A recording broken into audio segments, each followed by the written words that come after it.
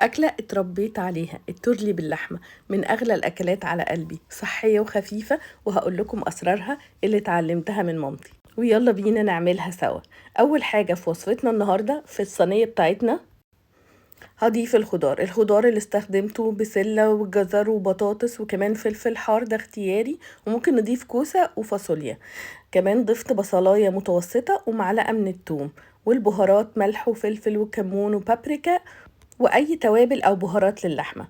وهضيف حوالي 3 معالق من الزيت النباتي او ممكن زيت زيتون، وهنقلب كل الخليط ده مع بعضه كويس جدا. هي الاكله بتاعتنا صحيه وهتدخل الفرن.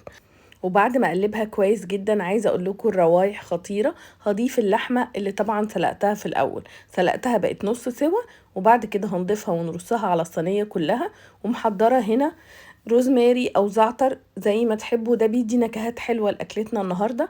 وعصير الطماطم الفريش، وممكن نستخدم صلصه طماطم لو حابين مع شوربه او مرقه. وكده خلاص هنغطي أكلتنا وندخلها الفرن على درجة حرارة 180 أول نص ساعة متغطية، وبعد كده هنشيل الغطا ونسيبها تكمل سوا ونخليها تاخد لون حلو ونقدمها. جربوها ومتأكدة هتعجبكم قوي.